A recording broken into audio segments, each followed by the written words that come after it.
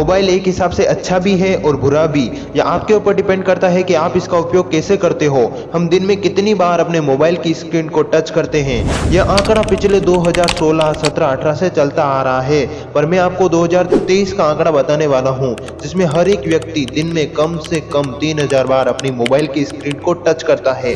अब आप कहोगे कि एक व्यक्ति दिन में 3000 बार कैसे टच कर सकता है, तो मैं अभी आपको बताता हूं। आप विश्वास नहीं करोगे कि मैंने अपने दोस्तों के साथ इस रिसर्च को पूरा किया है, जिसमें मैंने उन्हें एक ऐप डाउनलोड करने को कहा जो यह बताता है कि हम अपने मोबाइल की स्क्रीन को दिन में कितनी बार टच करते हैं, और इसका जो हाईएस्ट लेवल था वो 2917 तक पहुंच गया। अब आप सोच सकते हो कि हमारी यह दुनिया कितनी बर्बादी की ओर जा रही है। इस बर्बादी को आप में से कोई नहीं रोक सकता है, ना आप, ना मैं, ना दुनिया का कोई भी इंसान इस बर्बादी को नहीं रोक सकता है। पर मैं इस बर्बादी को रोकने का तो प्रयास तो कर सकता हूँ। मैं हर उस इंसान को मोटिवेट तो कर सकता हूँ। अगर आप इस बर्बादी की ओर जा रहे हो तो अभी भी वक्त है, रुक जाओ। जैसे मुझे किसी ने कहा कि इस कलयुग का अंत कैसे होगा, तो मैंने उसे बताया कि आपकी सोच से परे होगा। आप कल्पना भी नहीं कर सकते हो, इतना भयानक होगा। भागवत में लिखा है कि कलयुग की आयु 4,32,000 वर्ष है, जिसमें से 5000 साल बीत गए। अगर शुरुआत में ऐसा हाल है तो अंत में कैसा होगा। भागवत में लिखा है कि पहले त्रेता युग में एक रावण और एक कंस था, पर कलयुग में इसकी गिनती नहीं होगी, और वो आज हम देख रहे हैं। आप सोचो कि अभी यह हाल है तो अंत में क्या होगा। भागवत में लिखा है कि कलयुग में आदमी की आयु जो है वो घटकर 20 साल हो जाएगी, जिसमें जन्म भी लेना है, पढ़ाई भी करनी है, नौकरी भी करनी है, दादा दादी भी बनना है, उसको सब कुछ उसी में करना है। उसका जो कद है वो घटकर छोटा हो जाएगा। आने वाले समय में इतने पाप होंगे, इतने अत्याचार होंगे, आप सोच नहीं सकते। और इसकी शुरुआत हो चुकी है इस मोबाइल से।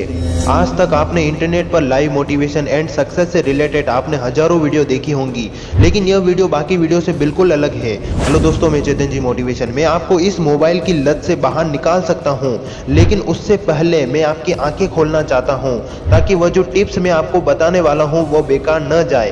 प्रॉब्लम यह नहीं है कि हम मोबाइल से छुटकारा कैसे पाएं, बल्कि प्रॉब्लम यह है कि स्मार्टफोन को हम समझ नहीं पा रहे हैं। यह क्या है और किस लेवल पर ऑपरेट कर रहा है और किस तरीके से हमारे मन को कंट्रोल कर रहा है। स्मार्टफोन से पहले जो भी फोन आए थे उन्हें हम कंट्रोल कर सकते थे अपनी लाइफ को बेहतर बनाने के लिए, लेकिन अब जो भी मोबाइल आया है उसने हर इंसान की जिंदगी को नर्क बना दिया है।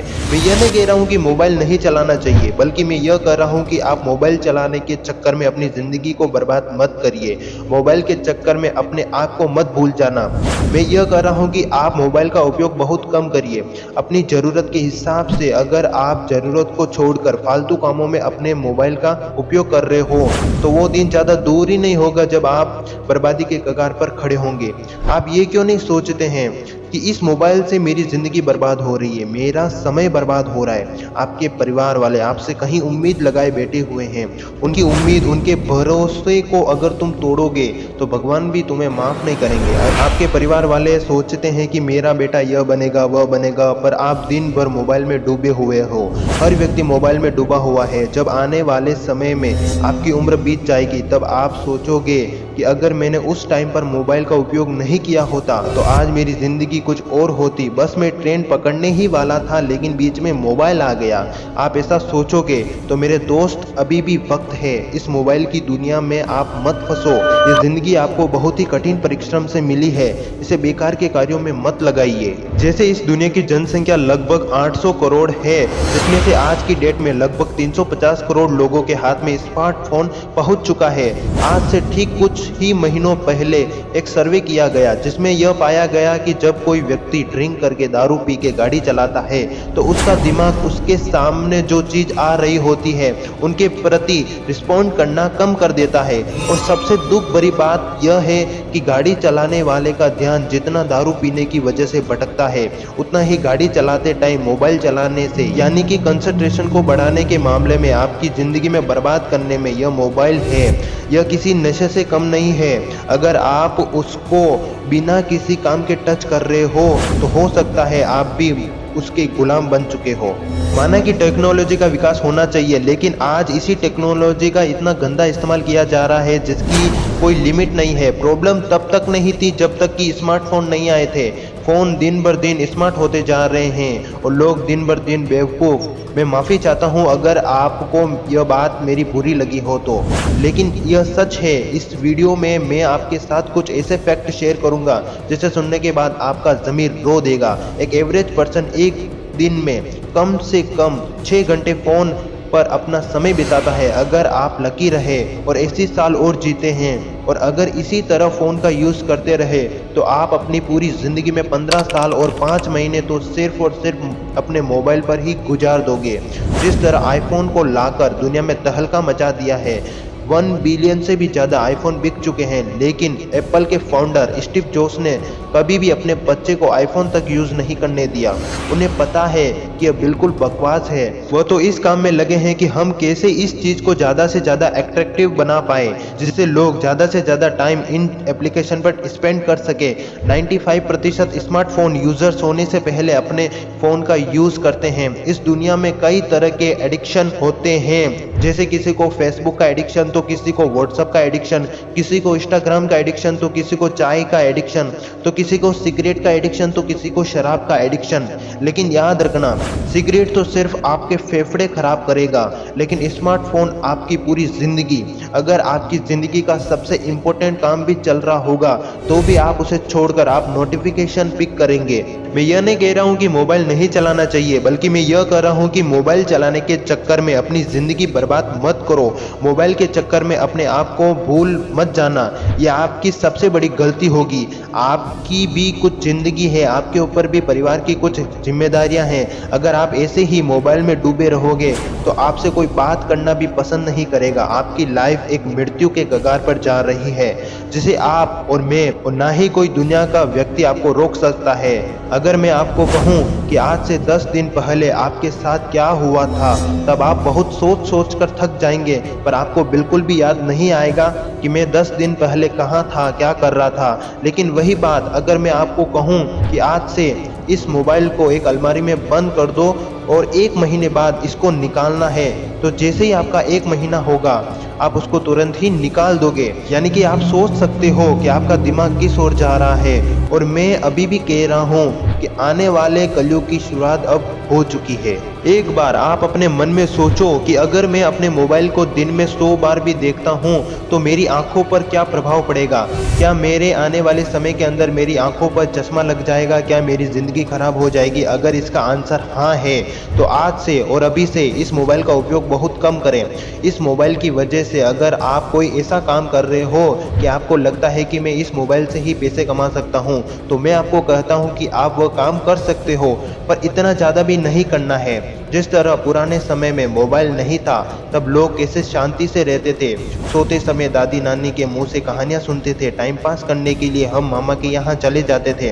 वो पुराने खेल, पतंग उड़ाना, क्रिकेट खेलना, यानी कि जितने भी पुराने खेल थे वह आज के ज़माने में विलुप्त हो चुके हैं। और हर एक 5 साल के बच्चे से लेकर हर एक बूढ़े इंसान तक हर व्यक्ति के पास मोबाइल है। और अगर आप यह सोचते हो ना कि छोटे बच्चे के पास तो मोबाइल नहीं है, तो उसके पापा का मोबाइल वह बच्चा उपयोग करता है कार्टून देखने के लिए।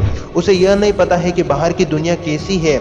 अगर ऐसा ही चलता रहा तो हमारी दुनिया एक बर्बादी के कगार पर चली जाएगी। और वो दिन ज़्यादा दूर ही नहीं रहेगा जब आने वाले समय में कलयुग की शुरुआत होगी। मोबाइल से छुटकारा पाने का सबसे बेस्ट तरीका है मेडिटेशन। अगर आप अपने दिमाग पर संतुलन बनाए रखते हैं, जैसे अगर आपको यह पता है कि मुझे यह काम नहीं करना है, तो दुनिया की कोई ताकत आपको उस कार्य को नहीं करने से नहीं रोक सकती है। जिस तरह आपको लगता है कि आज मैं मोबाइल नहीं देखूंगा, आज मैं सिर्फ और सिर्फ पढ़ाई करूंगा, तो आप कर सकते हो। आपके मन के ऊपर डिपेंड करता है। आपका दिमाग इतना पावरफुल है कि दुनिया की जितनी भी पुस्तक है उनको आपका दिमाग पढ़ सकता है और हमेशा के लिए याद रख सकता है। पर लोगों के पास समय कहाँ है? लोग फालतू की वीडियो को देखने में अपना समय बर्बाद कर देंगे, पर कोई किताब उठाकर पढ़ना नहीं चाहता। उनको यह लगता है कि हम 1 घंटे तक इस पेज को पढ़ने में अपना समय बर्बाद क्यों करें, अगर इससे अच्छा तो हम 5 मिनट मोबाइल देख लेते हैं। उन्हें यह नहीं पता है कि 5 मिनट मोबाइल देखने से उनके जीवन पर क्या असर पड़ेगा। उनकी आंखें खराब होगी, उनका समय बर्बाद होगा, वह अपनी जिंदगी में कभी कुछ बड़ा नहीं कर पाएंगे। इस दुनिया के माया जाल में वह फंस चुके हैं, जहां से बाहर निकलना तो दूर, वहां से निकलने की सोच भी नहीं सकते।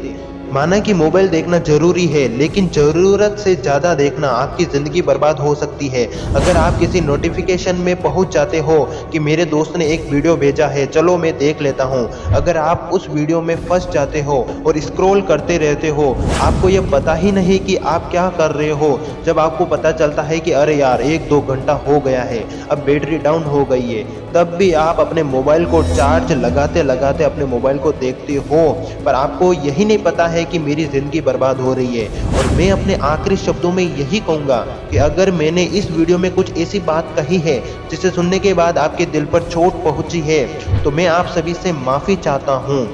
पर यही सत्य है, अगर आपने मेरे हर उस शब्द को बड़े ही ध्यान से सुना है और अपनी ज़िंदगी में उतारा है, तो मैं आपको अपने पूरे विश्वास के साथ कह सकता हूँ कि आपकी ज़िंदगी आज से और अभी से बदलने वाली है। हमेशा ध्यान में रखना, आने वाला कलयुग बहुत ही भयानक होगा। आप कल्पना भी नहीं कर सकते हो ऐसा होगा। अगर आप सोचते हो ना कि ऐसा ना हो, तो इस वीडियो को ज़्यादा से ज़्यादा अपने दोस्तों के साथ शेयर करें, ताकि उन लोगों तक भी यह बात पहुंच सके। और मैं आप सभी से यही कहना चाहता हूं कि एक सवाल अपने आप से पूछना कि इस दुनिया में मैं क्यों आया हूं, मैं क्या कर रहा हूं, यह मोबाइल मेरे सपनों को पूरा कर सकता है? अगर इसका जवाब आपको मिल जाए तो हमें कमेंट करके जरूर बताएं। और मैं अपने अंतिम शब्दों में यही कहूँगा कि अगर आपने इस वीडियो से कुछ सीखा है तो इस वीडियो को लाइक और चैनल को सब्सक्राइब करके बेल आइकन को प्रेस कर दें। मैं आपसे मिलूंगा अगले वीडियो में, तब तक के लिए जय हिंद, जय भारत।